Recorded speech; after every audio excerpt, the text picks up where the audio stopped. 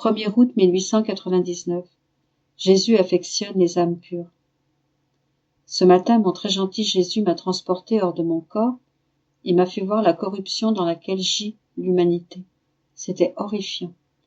Alors que j'étais au milieu des gens, Jésus, au bord des larmes, me dit « Ô homme, comme tu t'es défiguré et avili, je t'ai créé afin que tu sois mon temple vivant, mais tu es devenu la demeure du diable. Regarde, même les plantes recouvertes de feuilles, avec leurs fleurs et leurs fruits, t'enseignent le respect et la modestie que tu dois avoir pour ton corps. Mais en perdant toute modestie et toute réserve naturelle, tu es devenu pire que les animaux, à tel point que je ne peux te comparer à rien d'autre. Tu étais mon image, mais je ne te reconnais plus. Je suis tellement horrifié par tes impuretés qu'un seul regard vers toi me donne la nausée et m'oblige à m'éloigner. » Pendant qu'il parlait, j'étais torturé par la douleur de voir mon bien-aimé si triste. Je lui ai dit « Seigneur, c'est vrai que tu ne peux plus trouver rien de bon en l'homme et qu'il est devenu tellement aveugle qu'il ne peut même plus respecter les lois de la nature. Si donc tu ne regardes que l'homme, tu voudrais lui envoyer des châtiments. C'est pourquoi je te prie de poser ton regard sur ta miséricorde, et ainsi tout sera arrangé. » Jésus me dit « Fille, soulage-moi un peu de mes souffrances. » En disant cela, il retira la couronne d'épines qui était enfoncée sur son adorable tête et l'enfonça sur la mienne. J'éprouvais de très vives douleurs, mais j'étais contente de voir que Jésus était soulagé. Ensuite il dit « Fille, j'aime beaucoup les âmes pures.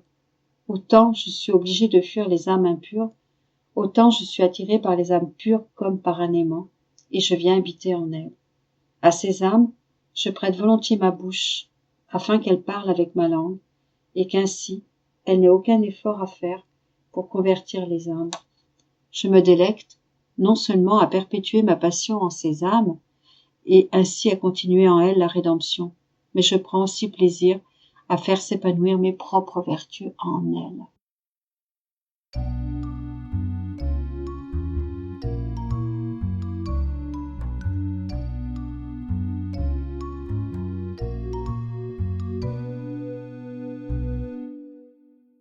Premier août 1900.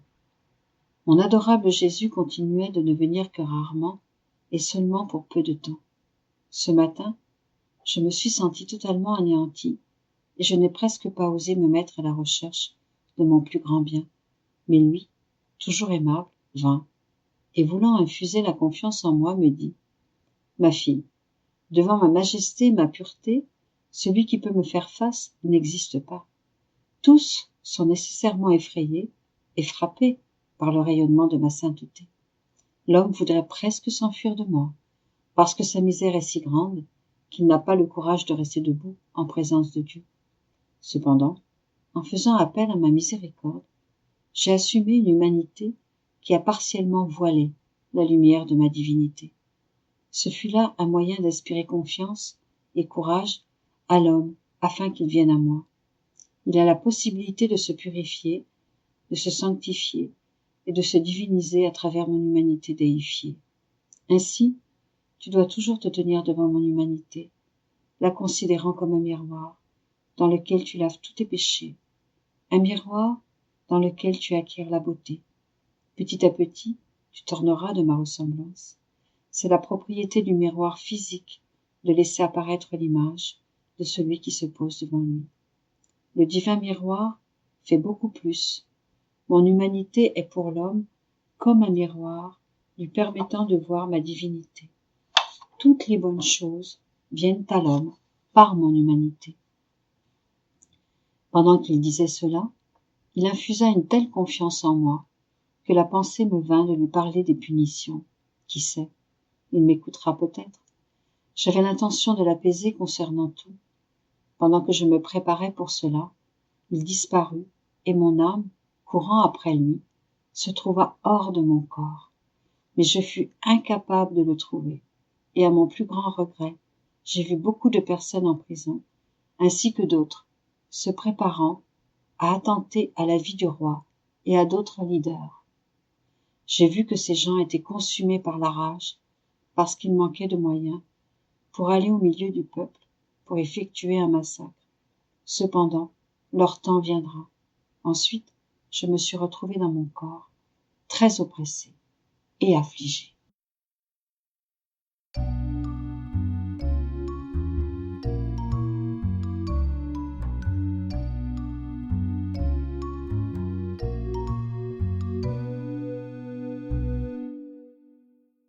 1er août 1918.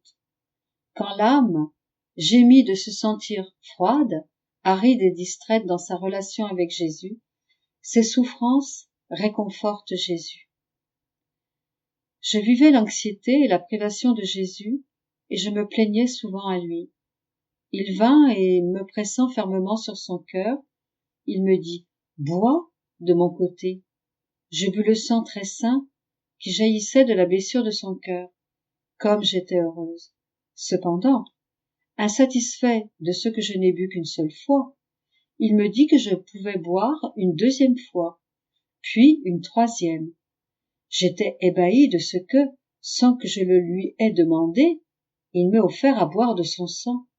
Il ajouta, « Ma fille, quand tu souffres d'être privée de moi, ton cœur est blessé d'une blessure divine qui se reflète sur mon cœur et le blesse. Cette blessure m'est douce et est un baume pour mon cœur. Elle a la vertu d'adoucir les blessures cruelles qui me viennent de l'indifférence des créatures, de leur mépris et même de leur oubli total. Quand l'âme se sent froide, aride et distraite, et qu'elle en souffre à cause de son amour pour moi, elle me blesse et je me sens réconfortée. »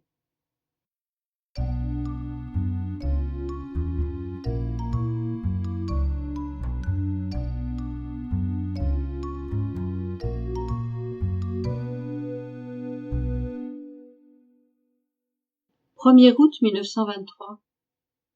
La création tout entière contient les « je t'aime » de Dieu.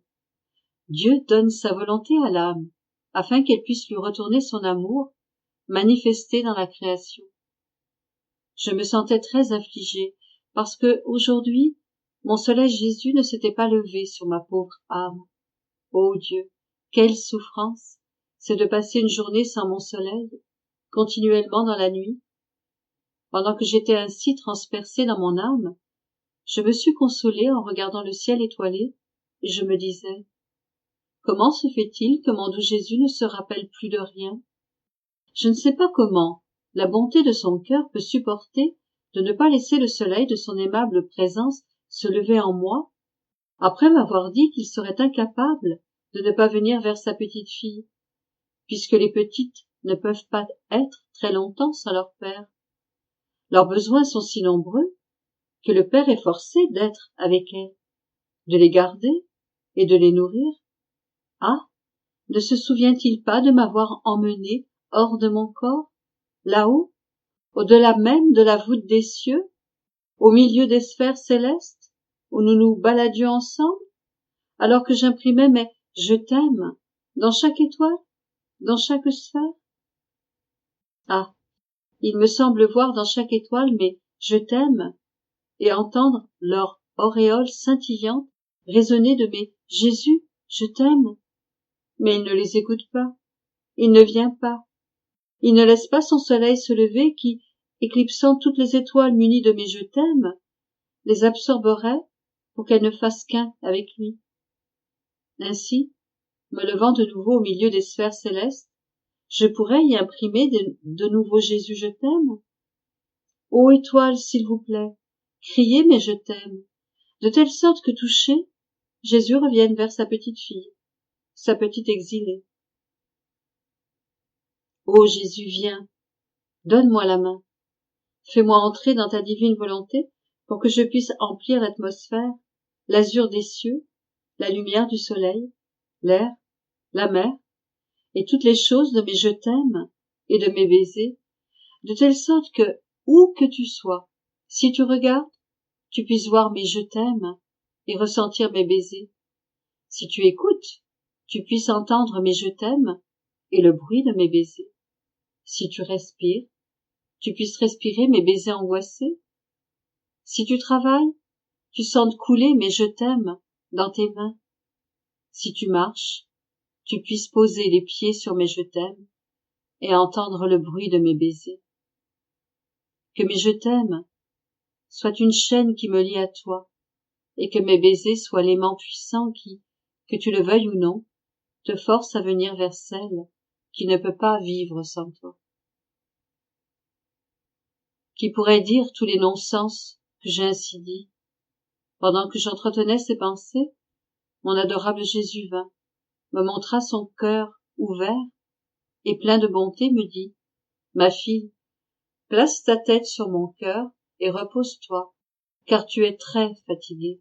Après, nous ferons une promenade, afin que je te montre mes je t'aime, inscrits pour toi dans toute la création.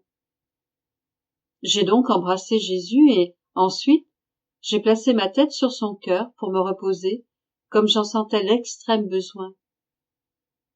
Après, pendant que je continuais à être hors de mon corps et rivé à son cœur, il ajouta: ma fille, toi qui es la fille première-née de ma suprême volonté, je veux te faire connaître comment, sur ses ailes, toute la création apporte mes je t'aime aux créatures, et comment, sur ces mêmes ailes, les créatures devraient me donner la réplique par leur propre je t'aime.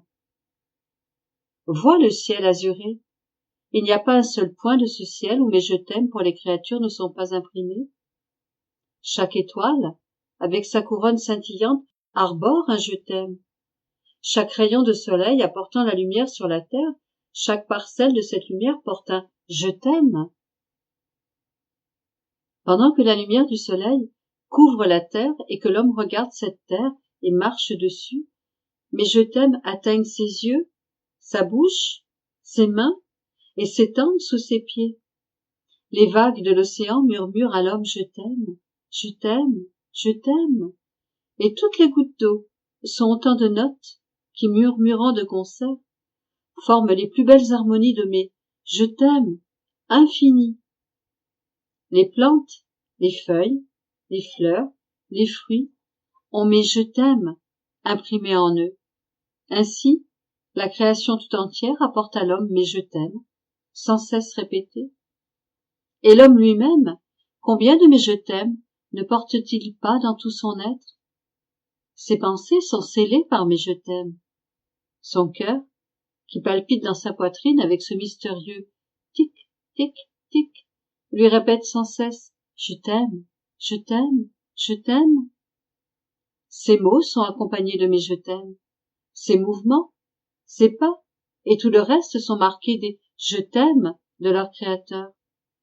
Cependant, au milieu d'un tel débordement de mes je t'aime, l'homme est incapable de sortir de lui-même pour répondre à mon amour. Quelle ingratitude, et combien mon amour en est blessé. En conséquence, ma fille, je t'ai choisie comme la fille de ma volonté, afin que tu puisses fidèlement défendre les droits de ton père.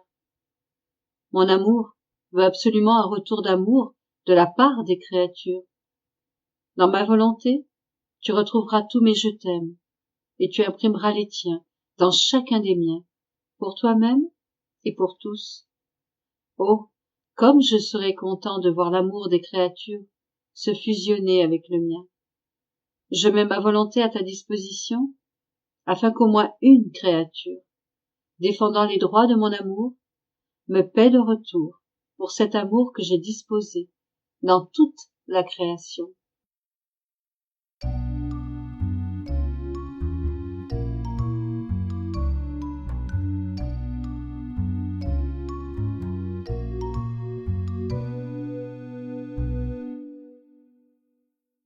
Août 1926. Le secret de Jésus. Puissance et bonté de son secret. Je me languissais dans l'attente de mon doux Dieu, la vie de ma vie, et comme il ne venait pas, je me disais combien sa privation m'est pénible. Ah, Jésus ne m'aime plus comme avant, et non seulement les caresses, les baisers, ces grandes démonstrations d'amour qu'il répétait si abondamment, sont terminées. Mais son aimable et ravissante présence me fait attendre de plus en plus longtemps. Oh mon Dieu, quelle souffrance, Quel martyre continuel! Quelle vie sans vie, sans air, sans souffle! Mon Jésus, aie pitié de moi, de ta petite exilée. Mais alors que je pensais cela et bien d'autres choses, mon toujours aimable Jésus sortit de mon intérieur et, appuyant ses bras sur ma poitrine, il me dit: « Ma fille, tu te trompes en disant que je ne t'aime plus comme avant. Au contraire, tu dois savoir que mes baisers, mes caresses, mes démonstrations d'amour étaient l'épanchement de mon amour. Incapable de le contenir en moi, je te le manifestais par de nombreux signes amoureux, et comme entre toi et moi il n'y avait pas beaucoup de travail à faire, je m'amusais avec tous ces signes et ces stratagèmes d'amour. Mais cela servait à te préparer pour la grande tâche qui devait être accomplie entre toi et moi. Et lorsque l'on travaille, il ne reste pas beaucoup de temps pour s'amuser. Cependant, l'amour ne cesse pas, et il est au contraire centuplé, fortifié et scellé. Ma fille, après t'avoir montré l'épanchement de mon amour contraint, je voulais te montrer ce que je contenais en moi. Je voulais te communiquer le grand secret du royaume de ma volonté, en te donnant tous les biens qu'il contient. Et lorsque d'importants secrets sont communiqués, et celui-ci est le plus important secret de toute l'histoire de la création, les amusements, les baisers et les caresses sont mis de côté, d'autant plus que l'œuvre du royaume du vouloir suprême est exubérante et la plus grande qui puisse exister dans toute l'histoire du monde. Par conséquent, la manifestation de mon secret surpasse tous les amours, parce qu'il y a dans ce secret la participation de sa propre vie et de ses propres biens. Il y a dans le secret la confiance et la sécurité. Et crois-tu que ce soit peu de choses, que ton Jésus ait confiance en toi, et que tu sois l'objet de mon espoir? Mais il n'y a pas que la confiance et l'espérance. La confiance de te confier le royaume de ma volonté, et l'espoir que tu placeras ses droits en sécurité, et que tu me le feras savoir. Après t'avoir confié le secret de ma volonté, celle-ci étant la partie essentielle de la vie divine, je ne sais pas ce que je pourrais te donner de plus grand. Comment peux-tu dire alors que je t'aime moins qu'avant? Dis plutôt que c'est le grand œuvre que je te demande dans le royaume de ma volonté. Tu dois savoir que je m'occupe toujours continuellement de toi. Tantôt, j'étends ta capacité, tantôt je t'instruis, souvent, je viens travailler avec toi, et d'autres fois, je te remplace.